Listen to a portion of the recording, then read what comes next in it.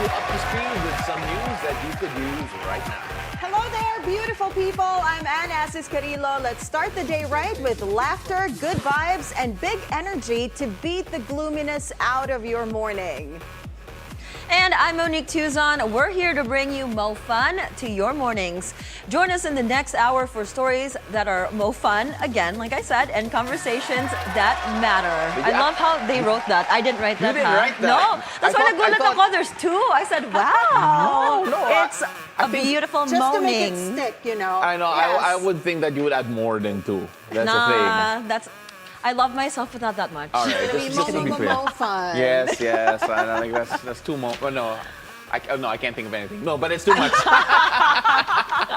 And speaking of too much, and typically, you know what, the traffic lately has been too much. I don't want to Grabe. leave the house. It's crazy. You know what? Can somebody send me a helicopter? All you Bilyonarios watching, send me a helicopter because I have no patience for the road.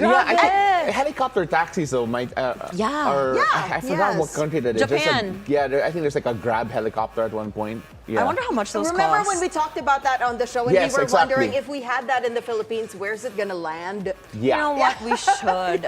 Maraming helipad doon. There's a lot of helipads There's here, actually surprising amount of helipads around. Yes. Siyempre, we don't use it. But One day. we would love to access your helipads and your helicopters. But you know, traffic's really crazy. There's no more rush hour and There's no more non-peak. Sunday, No, traffic. it's just all rush. day. Yeah, it's like all rush the whole day, especially now, December, Christmas season. Yep. So this morning, let's check on some of the major roads in Metro Manila. At this hour, here is a look at the situation along the eastbound lane of Commonwealth Avenue. You will be slowing things down if you're on your way to Sandigan Bayan, as you can see on the left side of your screens. Moderate traffic already, also slowing down on that innermost lane. That's a counterflow that starts from Tandansora all the way to Philcoa for vehicles heading to UP Diliman or the Quezon City Circle. Now on the right side are vehicles headed to the Quezon Memorial Circle. Also going to be stepping on your brakes on that stretch of Commonwealth. Keep a cool head, guys, and drive safe.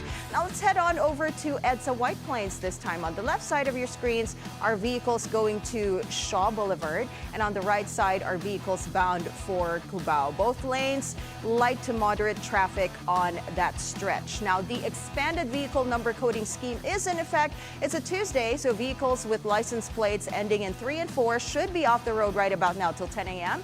and again later from 5 p.m. to 8 p.m.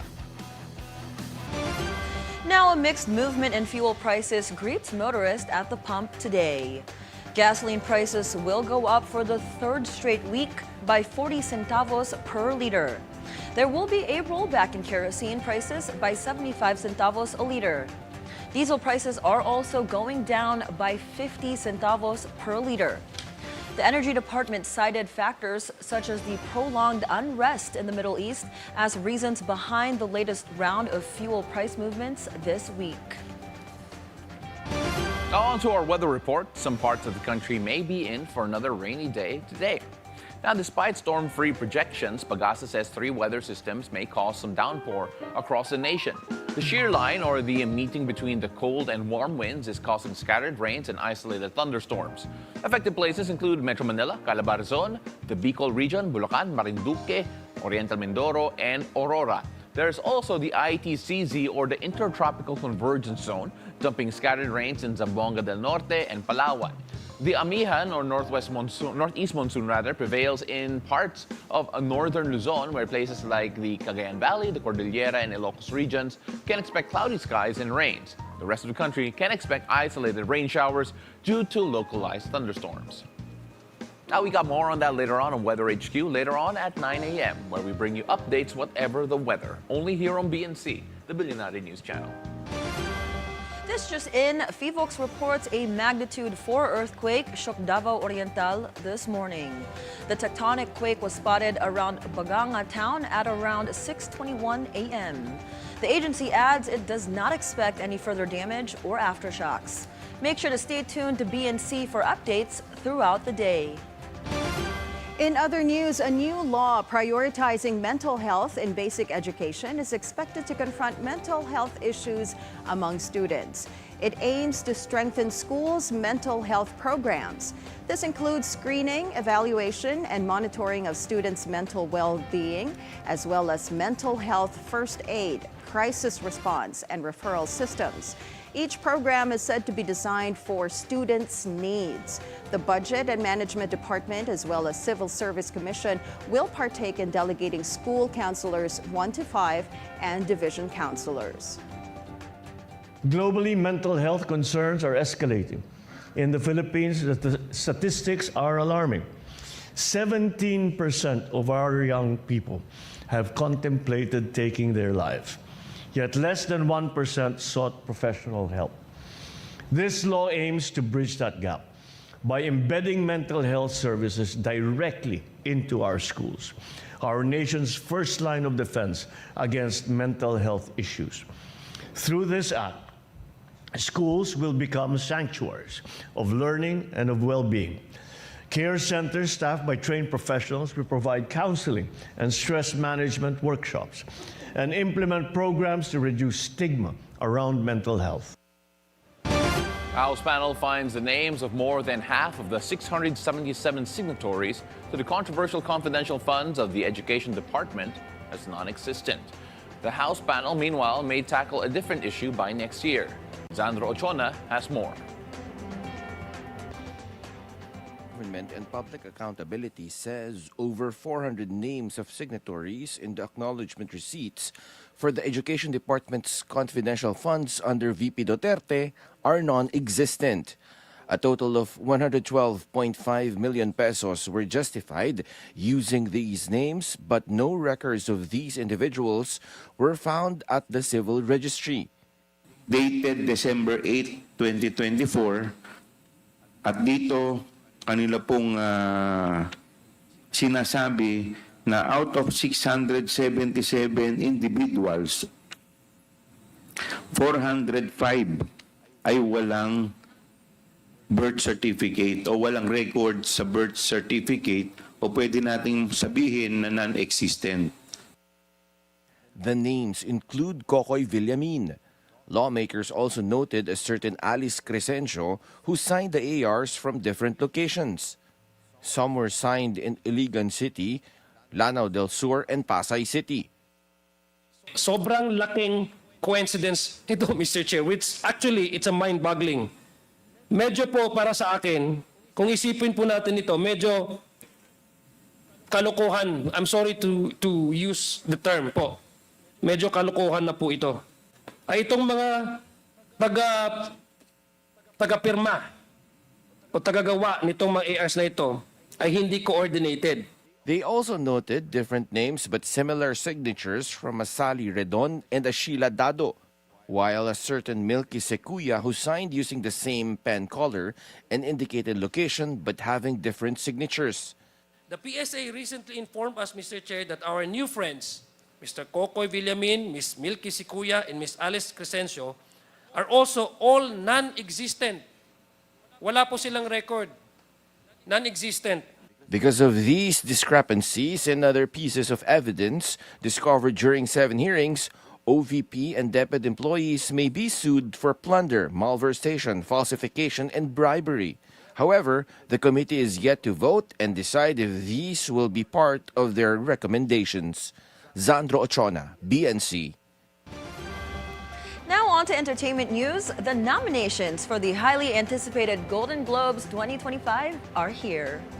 The nominees for Best Limited Series are Baby Reindeer, Disclaimer, Monsters, The Lyle and Eric Menendez Story, The Penguin, Ripley, and True Detective. And the nominees for Best Drama Series are The Day of the Jackal, The Diplomat, Mr. and Mrs. Smith, Shogun, Slow Horses, and Squid Game. Meanwhile, in the big screens, the nominees for Best Picture and Drama are The Brutalist, A Complete Unknown, Conclave, Dune Part 2, Nickel Boys, and September 5. And nominated for the Best Picture in Musical or Comedy are Honora, Challengers, Emilia Perez, A Real Pain, The Substance, and Wicked. Other notable nominees include Ariana Grande as Best Supporting Actress and Pamela Anderson's first Golden Globe nomination as Best Female Actor in Motion Picture Drama. Golden Globes will announce its winners on January 5, 2025, hosted by Nikki Glasser. I can't wait. I haven't seen half of the shows listed on here, but they're on my list now. Have you guys seen any of them? The Bear is actually Yeah. nominated for Best Comedy Series, and Jeremy Allen White, the lead actor, Chef. in Bear, is nominated for Best Actor for a Comedy Series. I wonder why it's labeled as comedy. Do you I don't find think The The Bear Bear is as comedy. It's comedy? kind of funny. It is. It's dark humor. Yeah, It's yes, dark it comedy. is. humor, It is. but Dark it's a, comedy. it's a to be great labeled series. under it, Yeah, but I'm not sure. It's funny because I don't know if this is actually the best season of The Bear. I like the first season. I like the first two. The first season's way I better. like them all. Yeah, no, so it's fine. No, Yeah. I mean, no, it's still really good. I mean, like I'm Yes, just yes. looking at the project, like where it's going in the series. But apart from that, yeah. Definitely going to be there. Yes. I think Dune is going to do well again because Dune is just amazing. Timothy Chalamet. And I don't know if anyone watched more musicals than those who've seen Wicked. So Wicked is nominated, and it's not Adore just Ariana Grande who's nominated. Cynthia Cynthia, Erivo's too. also Yeah. nominated for Best Oh, Actress she better in win a though. She musical. did amazing. Yeah. Oh, we'll see. Yes, but you have to yes. watch the others too. That's what Shogun you is said. on my list. I told you. we Shogun talked is about there. it before, I'm Yes. impressed but Shogun is yes, there. Yeah. That's number one on my list right That's now. actually another good contender, like to sweep a lot of things. So, but I don't know. Towards the tail end of the year, I felt like more and more shows just got a lot better, and there's a lot more to watch. So let's see what happens. Yeah, looking forward. Now, in the music scene, Taylor Swift has wrapped up her unforgettable, record-breaking Eras tour. The pop superstar took the stage for the final stop in Vancouver over the weekend in front of a sold-out crowd. Swift's team has yet to release ticket revenue numbers, but trade magazine Polestar estimates the figure at over $2 billion. Not only is Swift's concert a spectacle in itself, her presence is also seen as an economic booster in venue cities. Tourism promotion firm Destination Toronto says the Eras Tour generated almost $200 million in Toronto, where Tay-Tay performed 6 shows. Swift kicked things off in the U.S. state of Arizona in March 17 of 2023. It has made numerous stops around the world, including Singapore, where the pop icon exclusively performed in Southeast Asia. Remember that issue? You should have seen Paolo's face though when you said unforgettable. That I one did she not added write that. Yeah, Oh, but then her name's not Anne. Her name is Taylor. that's why I was so confused when she read that. I did not add that. Paolo It was like- there. So He I was love ready our- to go off. Our Wala, writers, it- our it- producers, thank you. No, it was Taylor made for Anne. Galing, O, diba? ah. At least I said Taylor, Yes, diba? I did that yes. swiftly pa. Bad. The pun king. Moving on to sports. The San Miguel Beermen determined to bounce back after a shock defeat in the PBA Commissioner's Cup. SMB takes on the Rain or Shine Alaska Painters in today's doubleheader at the Phil Oil Eco Oil Center in San Juan. Game time, 7 p.m. San Miguel is still reeling from a stunning loss at NX Road Warriors last Sunday at the United Center in Antipolo. Then afterwards, Blackwater Bossing and guest team Eastern will tip off the games today at 5 p.m. Still at the same venue.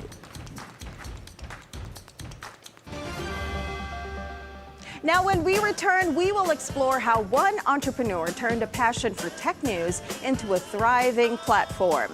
As she connects Southeast Asia's startup founders with investors, Amanda Cua, founder of BackScoop and Forbes 30 Under 30 Asia Honoree, will join us live after the break. Don't go away. It's a beautiful day. We'll be right back.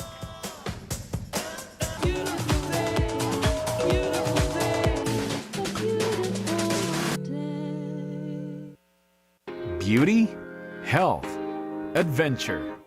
This is for you. Join Marie Lozano where she uncovers the untold stories and unexpected surprises in the world of lifestyle.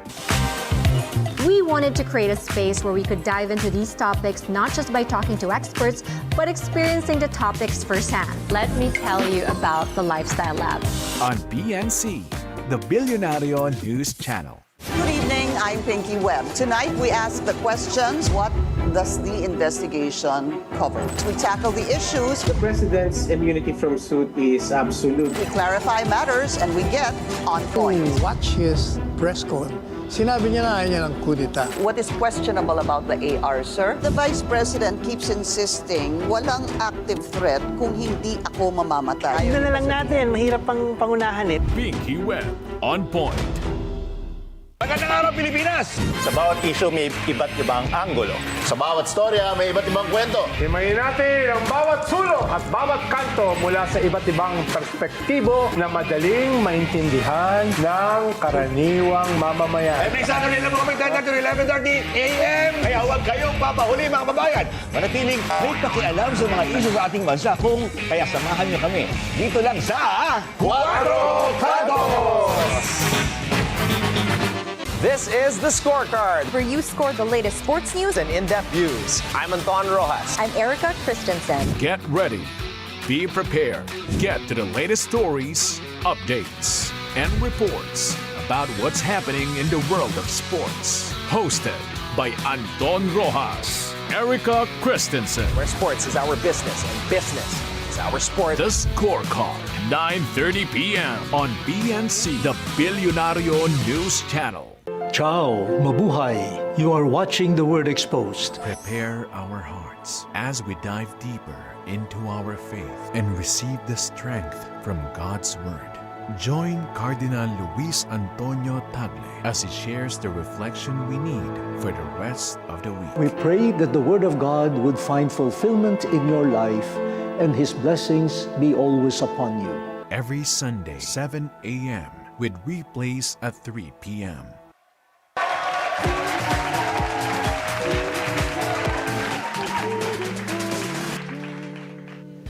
Hello there and welcome back. You're still watching It's a Beautiful Day.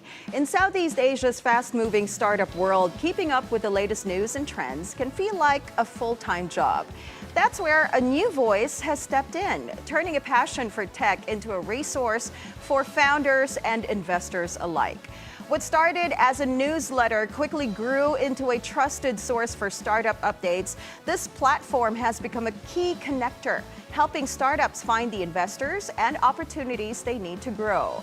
Now, joining us live here in the studio, we have Amanda Cua, founder of BackScoop, who was also one of this year's Forbes 30 Under 30 Asia Honorees. It is a beautiful day. Amanda, good morning. Welcome to the show. Hi, good morning. Thank you for having me. First and foremost, congratulations being part of the Forbes 30 Under 30 list. That is such an honor. Congratulations. Thank you. It was really amazing to see it. I just had COVID, and that was the first thing I saw on my day where I was cured. The best news. Yeah, best news It's ever. like rock bottom to like on top. Yes. So you're super young and you started this new platform called BackScoop. Let's talk about that. Tell us what BackScoop is all about and what inspired you to start this platform. So when I started BackScoop, I was 19 years old. I was done with high school at 18, and that was 2020. It was COVID. So I decided to forgo going to university first because I was a real nerd. I wanted to study properly, so I didn't want to study on the internet. So I thought, I'll give it a year, but I have to find something to do. I ended up working at a startup in the Philippines, and that's where I was working with a lot of different companies in Southeast Asia. Because one of the things I was doing was B2B sales. So I would read a lot of the news publications covering startup news for Southeast Asia. And I was really frustrated that I would go to 5 websites, read individual articles, then have to do my own research on the companies because I didn't like the way that they were writing about the news. It wasn't easy to understand, it was too long. So after working at the company for a year, I told myself, you know, it's still COVID, I can give myself 1 more year before maybe things open up and I can study properly. So why not use this 1 more year to do something a little riskier? Because I have all the time to focus at home on, you know, my business because it's COVID. So So there was a big gap there that you saw, obviously. You saw the fact that there was no one consolidated place to get the news, and you decided to put up a newsletter, which, to be quite honest, is not a format that a lot of people, I believe in the Philippines at least, it's not necessarily something that people would get into, but then you made it successful. Just first off, how did you start off with that idea, that format, and how did you learn how to do all of that? Because you started at 19. I have no idea what I was doing at 19. I didn't know what skills I had at 19, and here you are putting up a newsletter for startups in the Philippines. Well, I have my old classmate to thank in high school. I think it was 2018, 2019. He told me there's this thing called Morning Brew, a newsletter in the US, and it consolidates US-based news in one place, mostly around like business and the must-know things. And I'd been following it for about 3 years by then, and I love the format. And one day it just clicked to me that, why don't I just make this for Southeast Asia? Yeah. Yeah. All right, and of course, can you tell us a bit about any success stories, your very first success story with regard to connecting startups or at least helping a startup out here in the region? I think there have been a few opportunities that I've been able to give people unexpectedly. So I would publish one-on-one interviews with founders and investors, essentially featuring them by talking about that founder and what they do. But we add a personal spin to it. We ask them, what's your favorite movie and what's your favorite ice cream? That makes more people want to read about it because it's beyond the usual fluffy interview piece. Yeah. And some investors have reached out to me and told me, hey, I can't tell you what company, but one or two of the companies we invested in recently, we found through your platform. And there have been a few founders who reach out to me saying, I got a meeting from somebody who read about me on BackScoop, or I got an investor who actually just put money in our company and they found us on BackScoop. And that's not something I ever expected, but something I discovered along the way, yeah. Amanda, can you tell us about your selection process? Like, how do you select the clients or the people that you write about to keep it relevant on your platform? So for me, since I used to work at a startup, and a lot of my friends nowadays work at startups because I built my career in tech, I know what they like, I know what they don't like, and I know what I like and don't like. So based on my experience and what's practical, we decide, what news do people like us want to read about, what's important to us, what will help us move our business forward. And even with the sponsored articles, right, we created this precisely not to have fluffy sponsored articles. So we have to make sure that the articles that we write, we design with the company to make sure they add value to the community as well.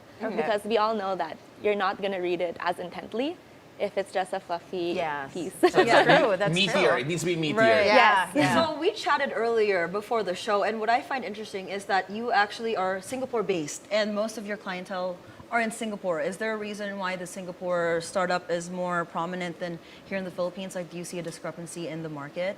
Yeah, so I just moved to Singapore in August.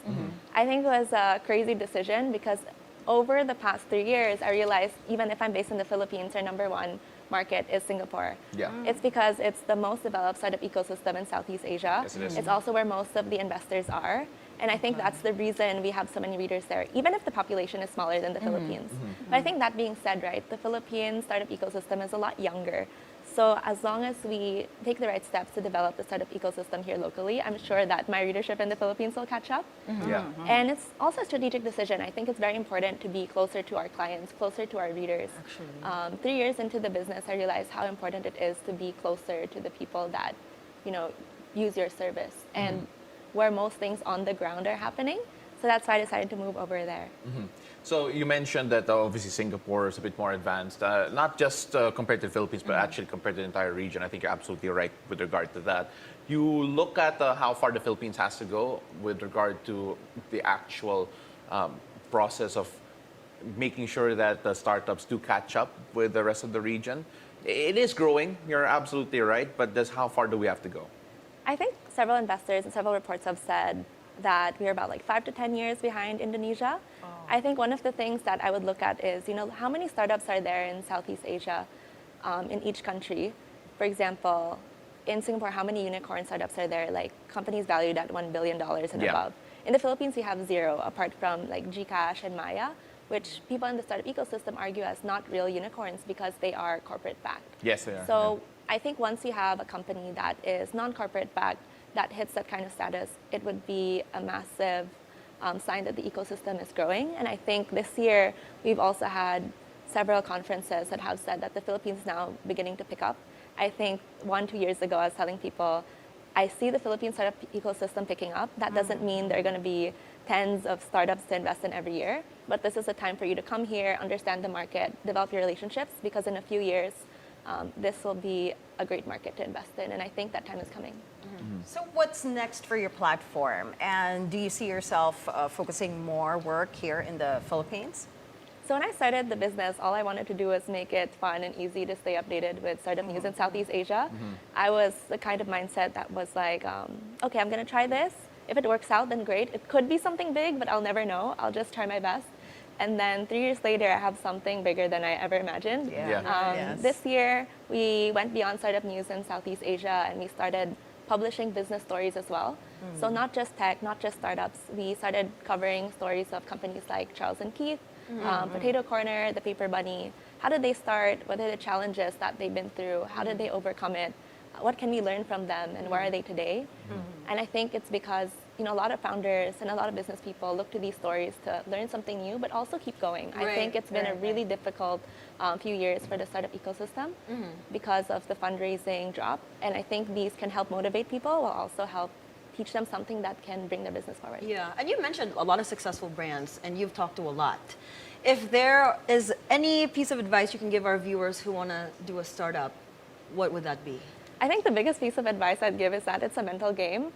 Even for myself, running my own business, every day is a mental game. I think there are so many highs and lows that the startup founders, no matter how successful they are on the surface, have gone through. And I think it is that kind of resilience that really takes them forward and forces you to be creative in the hard times and forces you to push through in the hard times as well. 3 years on, are you still having fun? I think I'm having the most fun now. The way she's talking about it, she lights up. No, I know. I was just looking at her photos at F1 with the McLaren team, with Bustamante, and all of that. But then, that's all of the perks apart from because of all the hard work that you do.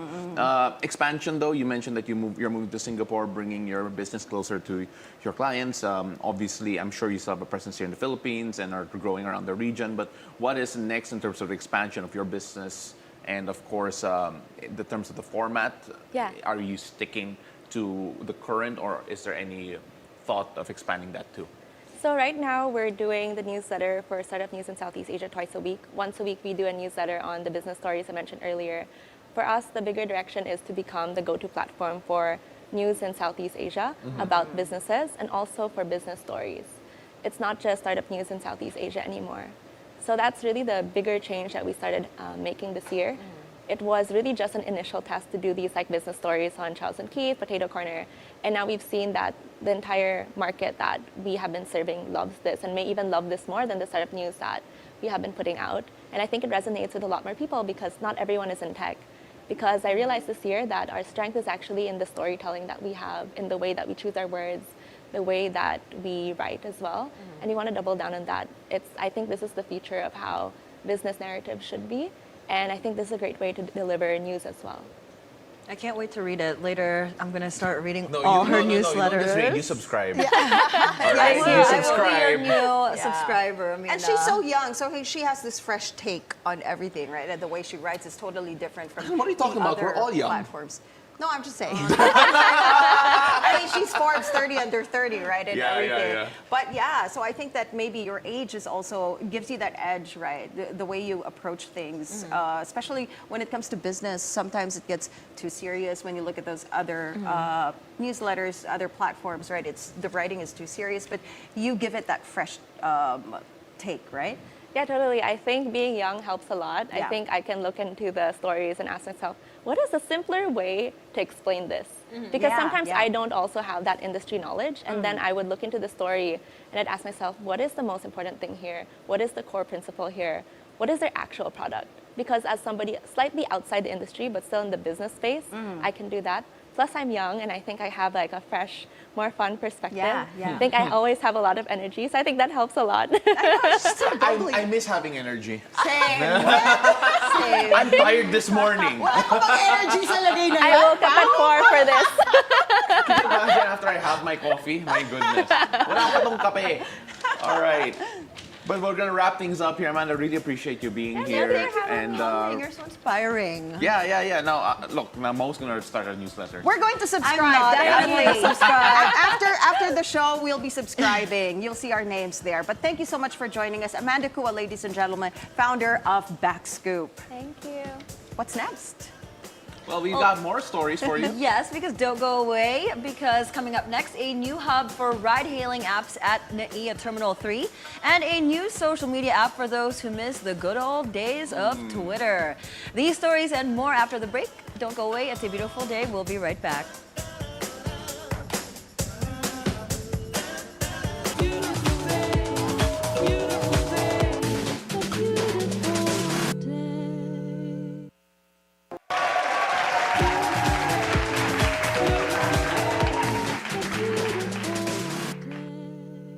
welcome back. You're still watching It's a Beautiful Day. Let's give you more updates first on Mount Canlaon, because in Mount Canlaon in Negros Island erupted unexpectedly yesterday, emitting a thick smoke and ash of up to 4,000 meters high for almost 4 minutes. Alert level 3 is now in effect, and residents within the 6-kilometer danger zone have been evacuated. To provide us an update, we have with us PHIVOLCS Director Teresito Bacolcol. Good morning, Director. Maraming salamat. Thank you very much for joining us.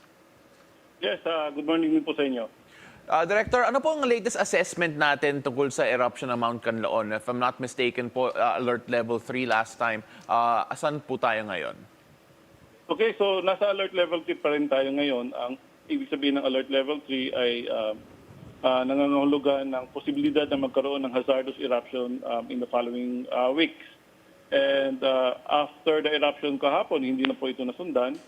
And sa ngayon, nakapagtala po tayo ng 20 volcanic earthquakes. This is for the past 24 hours. And yung sulfur dioxide kahapon ay umabot lamang ng 1,669 tons per day. Sir, do we have any numbers with regard to the potential health hazards from this alert level 3 and the amount is being spewed out by Mount Canlaon? For now, wala pa tayong volume of volcanic materials estimate. Wala pa po tayo. We have a team from PHIVOLCS that will go to the field and then estimate how much of the volcanic materials were spewed out yesterday. As to the health hazards, if you're looking for statistics kung ilan yung may affected by the volcanic ash and volcanic ashes, for now, wala pa po tayong numbers, but for sure yung OCD will come up with, the Office of the Civil Defense will come up with statistics. Director, alert level 3 also means that the residents within the 6-kilometer danger zone have been evacuated. Has there been any more warning to possibly evacuate more people around the area po? Yes, when it comes to evacuation, it's within the purview of the LGU at OCD, so sila po nag-implement yan. But as of last night, they are evacuating around 80,000 residents yung nakatira within the 6-kilometer radius from the crater of Canlaon volcano. Director, is there any estimate on whether the alert level 3 will lower in the next coming days or next coming hours? It's hard to say, but we're closely monitoring Canlaon volcano, and if there are drastic changes in the parameters, we will inform yung mga kababayan natin right away. So we're hoping na sana nga bababa ito. It's Christmas time, and we don't want our residents to be staying sa mga evacuation centers over Christmas. All right, po. Thank you very much for all of the updates. That is PHIVOLCS Director Teresito Bacolcol. Maraming salamat po and have a good morning. Maraming salamat. All right, so the volcanic eruption in Mount Canlaon obviously affecting a lot of people, and I think Director Teresito said it right. Sana naman the residents who were evacuated will be home by Christmas time. That makes me so sad. It's the worst time. And I hope now that as they evacuate their homes, sana isama nila yung pets. I was about to say that. I'm like, please don't leave your cats, dogs, and your farm animals. Please don't leave them. That makes me so sad. I think the farm animals are a bit difficult, but I agree with you. I mean, try to move them to another space. Like, I mean, the cats and dogs, yes, but the pigs and the cows. Parang You hirap know, I remember there was a them. time that when Taal erupted, they were having a hard time like rescuing the horses. Oh, don't Yeah. remind me. And that was when COVID started pa. Yes, yes. Grabe, like I was so depressed reading the news from the animals to COVID. 2020 was such a weird year that there was Taal volcano erupting and then COVID. And then don't forget Kobe Bryant died. And Kobe Bryant died. dying That before. What a year. Yeah, I don't want to 2020. relive that. So I'm Wow. hoping Canlaon does not erupt. I mean, we're all praying. No, but we don't hope that Canlaon does not get, the situation there doesn't extend even further. Already at alert level 3. Kasi Christmas naman we want them to spend their Christmases in their homes, right? Yeah, absolutely. So, Let's talk about more positive things this time. Booking a ride home may be less challenging for some. Coming from Ninoy Aquino International Airport Terminal 3, Agatha Gregorio gives us a look at the newly launched hub for ride-hailing apps. After a long journey, some airline passengers at the Ninoy Aquino International Airport would usually have to wait a while to catch a ride. That's because the holidays is synonymous with heavy traffic, especially at the airport terminals. But a new project at NAIA helped ease congestion. On Sunday, a hub for ride-hailing apps at Terminal 3 was officially launched. Malaking tulong. Malaking tulong compared before. Kasi dati, sa labas ka pa mag-aantay, tapos hindi ka pa sigurado. Hindi siya ganun kainit and yung medyo secured lang kaysa maghintay dun sa dating place ba na binubukan ng mga ride shares. Randy says he spends less compared to when he would take a taxi from the airport. Mas mura siya compared before talaga na kukontratahin kayo, mga ganun. A Grab app is still needed to be able to book, but there will be 24/7 assistance from their staff as well as free Wi-Fi. Angkas will soon be launched at the TNVS Hub too. We've just recently launched Angkars, and it was a good opportunity to serve the public, especially now during Christmas. Siyempre marami uuwi. Para lang makadagdag tayo sa pagsiservisyo sa mga commuters natin ngayong in the middle of the Christmas season. Angkas is also talking to NAIA's management to include motorcycles in the hub. Angkas CEO George Royeca says this is for passengers without luggage and want to get to their destinations quicker. Just like Grab, Angkas is also working on assisted booking. Merong app, and then of course sa umpisa we can do assisted bookings din naman. That's something that we are working on. Para at least pwede kahit walang app ka, makapag-book ka pa rin. There are plenty of passengers like Randy already using this service early into its launch. Lines, however, may get longer at noon until after lunch, as these are considered peak hours at the TNVS hub. Agatha Gregorio, BNC. Now you might know Blue Sky as Hale's OPM hit or Electric Light Orchestra's classic pop song. But Blue Sky is taking off bit by bit and slowly carving a space on the internet as a new social media platform. With 1 million new users each day, the app claims poses to be a direct competitor of Elon Musk's X for those who miss the good old days of Twitter. Blue Sky's tagline is social media as it should be, though it looks and feels like the rest. It's hard to tell whether this will become a mainstay the way apps like Be Real and Threads have tried, but failed. It has the trappings of old Twitter from logo, color, and user interface, only that it is supposedly decentralized, meaning users can moderate their experience instead of a single corporate overload. It also promises to give you a total control of your algorithm. And good news for me, because that means I can now scroll through animal pics, especially mooding, to infinity and beyond. That's nice though, that you can actually control your algorithm. I don't know how you do that. No, it's open source, so I actually tried it. I have an account on Blue Sky just to see how it is. It does feel like the old Twitter. It's supposed to be they're supposed to have more discussions in it. It's supposed to be more interactive in a way, and it's not as random as X is right now. But then, you mentioned Threads a while ago. Threads is a bit somewhat similar, I guess, because yes, and it's taking off, it's taking off right now. Like Blue Sky, do you remember Threads? Like every day, grab it. Like the users, everybody got Threads, but now people don't even use it. I don't even use mine. I think some people still use it. I think they still have a big customer base, user base. But at the same time, I think the thing that will be hard to knock out with X in particular is how people use it still for news. Yes, that's true. Because people still use it for breaking news, people still use it for updates. And I know a lot of journalists who have now shifted to Blue Sky to have longer, more content, longer content, more conversations there. But less trolling. But then I think trolls will end up wherever, in whatever social media. Because this is just basically new, so wala pang trolls. But eventually, they're coming. They're on their way as we speak. Like, you can't stop us. Yeah, 100%. But we all know what's going to happen with most feed. You follow Mo on Blue Sky, which I don't know if you're going to have. download today after the show. It's gonna be Mo Dang all day long. Oh, I can still make my username Mo Dang. For- I want, because I bet you nobody has that pa. I'm gonna Going try with that later. Just do it I'm gonna after try the show. that. Yeah, before they Oh catch my up. gosh, you got Okay. too excited for that. Because right now, I was about to lead into this. Because for men, latest buzz in cars, aircraft, and makeup? Find out how TV host Robbie Domingo is trying to normalize beauty products among men. Don't go away, it's a beautiful day. We'll be right back.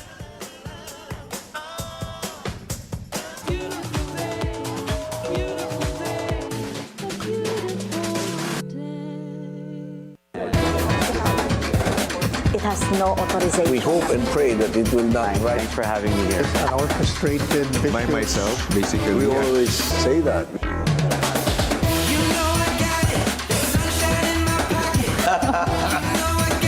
It depends. A well-concerted effort. Perhaps I can reiterate. My greatest beefsteak. Iba na iba pa tayo. Good morning, I'm Mike Yorata, and you're watching Basis Points, where we dive deep into the numbers and the stories that drive our economy and shape our world. Stay ahead of the curve with the latest on financial dynamics. Government officials are praising the recent move by the S&P Global. The Philippine stock market continues to plummet. The Philippine Economic Zone Authority is on track. Join us as we delve into the evolving economic landscape. Mike Yorata, Basis Points. 9:30 a.m. only on BNC, the Bilyonaryo News Channel.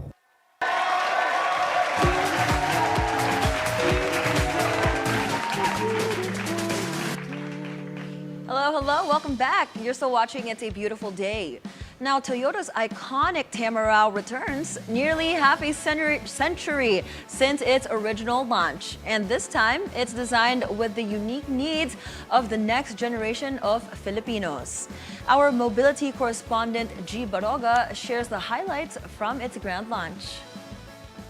From delivery to service and everything in between, the next generation Toyota Tamarao is all about versatility and customization. Its return signals Toyota's drive to challenge Mitsubishi's dominance in the commercial vehicle market. Toyota is a challenger in the commercial area. The competitors like Mitsubishi, they are quite ahead, and we are just a challenger or follower to them. So we do our maximum effort, try our best to catch again the people in this area. Tamarao is Toyota's third locally made vehicle after the Vios and Innova, and is set to boost the Philippine economy. When we added additional line, we also added additional manpower in our production line. Since this is a vehicle that can be converted into different types, it will also generate trickle-down effects in terms of yung partner bodybuilders, part suppliers, and then of course those customers who will be using that. Before the big reveal, Toyota got up close and personal with customers through Goyokiki activities to see exactly what they wanted in the new Tamarao. The business community is loving how flexible the Tamarao is for their needs. We made sure that the Tamarao is not only a practical vehicle, but also an aspirational vehicle. Whatever needs you may have for the next generation Tamarao, they are possible. Toyota plans to produce at least 1,500 Tamarao units per month, but is ready to adjust based on demand. The company is confident the Tamarao will be a game changer for new businesses and help accelerate growth for micro, small, and medium enterprises. This model is named after the Tamarao, an animal found only in the Philippines. In doing so, Toyota is strengthening its partnership with the government with a new agreement focused on preserving this endangered species. For BNC Mobility, G. Baroga. Now, some airlines are also affected by the surge of airport fees at NAIA. Despite this, as Soo Jin Kim reports, it's business as usual for them, especially this holiday season. A low-cost airline raises concern over higher airport fees at NAIA, with some fees increasing by as much as 200%.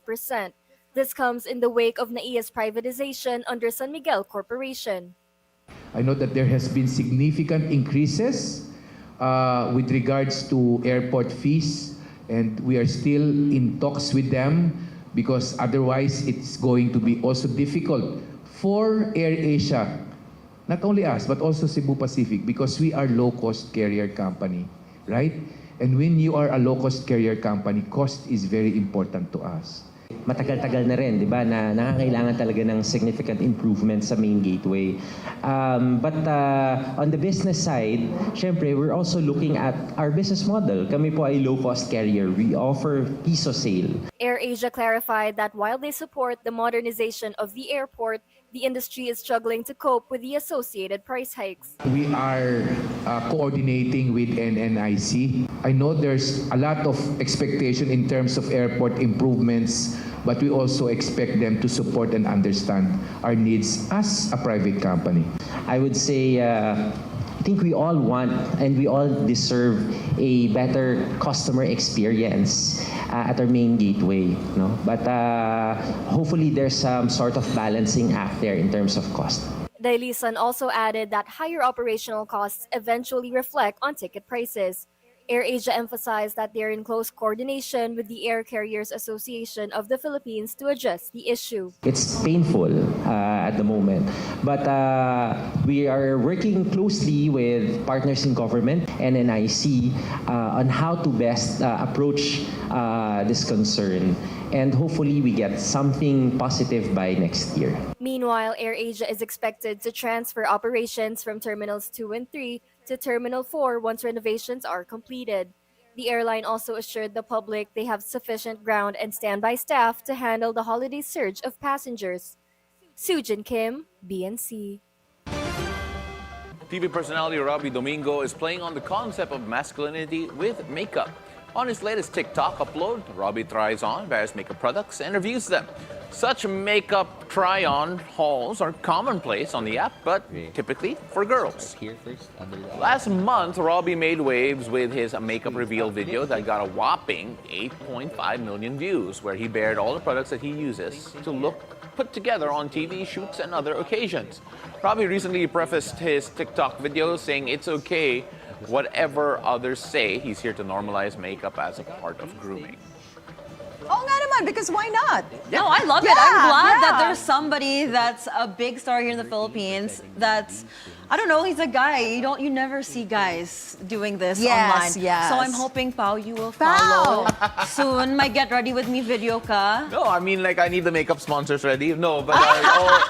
Wait, us first. Yeah. Hold on. No, but really, I mean, like, look, if you, especially when you work on TV, when you work on, look, I've done stage work before, I've done TV work, obviously being here, but the makeup's just a big part of it. I mean, it's just being able to look put together, being able to look presentable to the audience, to you guys especially. Pero I think for me, what I find really interesting is that even in daily life, I am seeing an uptick of people, of guys who are actually using concealer, who are actually putting on like a base simply because, you know, they're trying to compete with the ones they see in K-drama.